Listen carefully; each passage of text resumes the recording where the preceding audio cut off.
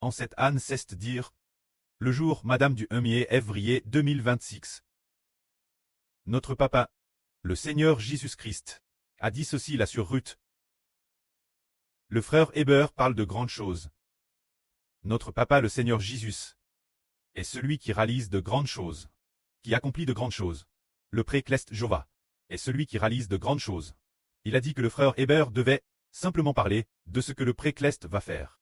Simplement parler du Seigneur Jésus-Christ, de ce qu'il va faire, de toutes sortes de grandes choses.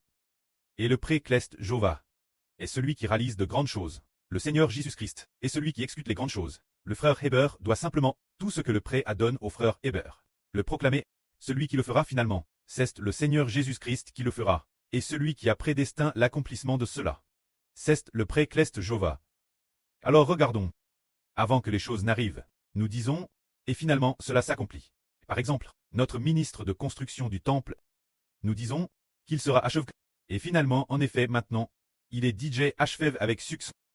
Nous disons que la nation d'Israël, la nation spirituelle d'Israël, qui est notre groupe d'enfants, bien qu'il n'y ait que quelques dizaines de frères et sœurs, et nous sommes aussi appelés une nation, la nation spirituelle d'Israël, bien qu'il n'y en ait que quelques dizaines, seulement quelques dizaines de frères et sœurs. Le frère Héber doit pourtant proclamer une grande chose.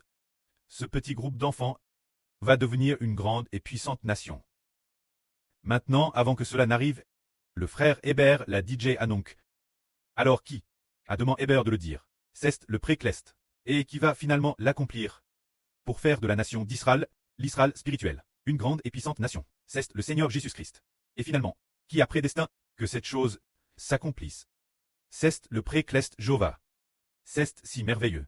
Car le précleste Jova, il y a des milliers d'ânes à envoyer ces prophètes de l'Antiquité pour prophétiser que la nation spirituelle d'Israël passerait d'un petit peuple faible, une grande et puissante nation.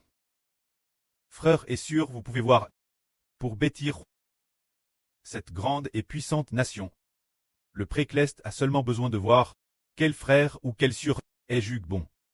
Il trouve toujours le moyen de l'appeler pour que ses frères et sœurs travaillent ensemble. Par exemple, devant nous, devant Héber se trouve notre sœur Chun Miao. Le pré a vu que cet enfant même, elle a subi toutes sortes de persécutions, trangle plusieurs reprises par son mari, au point d'être sur le point de mourir. Près de mourir plusieurs fois. Elle a pourtant survécu, elle aime tellement le Seigneur. Alors, le pré a décidé de faire sortir la sœur Chun Miao. Mais son mari a dit plusieurs reprises. Si tu sors, je ne peux pas te gré, le PCC peut te gré. Mais quoi qu'on en dise, mais notre sœur Chun Miao est sortie courageusement pour bâtir Israël. Le précleste a un moyen pour que notre sœur soit envoyée. Ce qui est merveilleux, c'est qu'il y a un beau témoignage, se dire qu'il y a une sœur que nous appelons maintenant la sœur Zilpa. Notre sœur. Cette sœur, elle est merveilleuse. Le précleste a posé son regard sur elle et a voulu l'appeler devenir une servante de la nation d'Israël. Alors comment faire pour que son mari la laisse partir? Le précleste a fait en sorte que son mari prenne en grippe notre sœur Zilpa. Son mari détestait profondément notre sœur. La sœur a décidé de venir Guangzhou avec la sœur Jiaowan et la sœur Shunlan pour bâtir ensemble le royaume de Dieu. Ainsi notre sœur Zilpa a préparé un délicieux repas pour son mari, mais son mari, en arrivant à la table et en voyant toute cette nourriture, à tes dégoûts, il a dit l'avenir. Ne me prépare plus manger. Tu ne peux pas me cuisiner des poulets et des canards morts.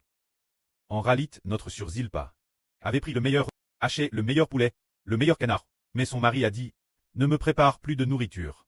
Tu me sers du poulet et du canard mort. Alors notre sœur Zilpa a répondu, il n'y aura pas de prochaine fois. Ce jour, la sœur Zilpa est partie sans se retourner, portant sur ses épaules ce qui semblait être 20 tc 5 kilos d'huile. Depuis sa ville natale du Jiangxi jusqu'à Guangzhou, elle en avait des marques profondes sur le corps.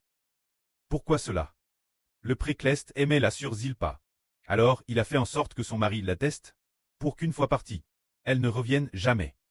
Et n'ait madame plus envie de revenir. Madame, si durant ce processus, sa famille a appelé plusieurs fois pour dire « Reviens, reviens, il y a quelque chose d'important, reviens, reviens », mais la sœur n'a pas vacillé du tout. Madame, si on la frappait maintenant, elle ne retournerait pas elle basse, car elle sait qu'elle a deux fils spirituels. L'un est le frère Gad, Et l'autre est le frère Aser. Quelle noblesse! Et nous comprenons que pour ceux que le précleste aime, il a un moyen de nous appeler faire son œuvre. Ainsi, le frère Ashber est quelqu'un qui parle de grandes choses. Le précleste veut bâtir Israël. Et il utilise toutes sortes de manières merveilleuses pour appeler les enfants qu'il aime. Que la gloire soit rendue auprès et au Seigneur. Amen.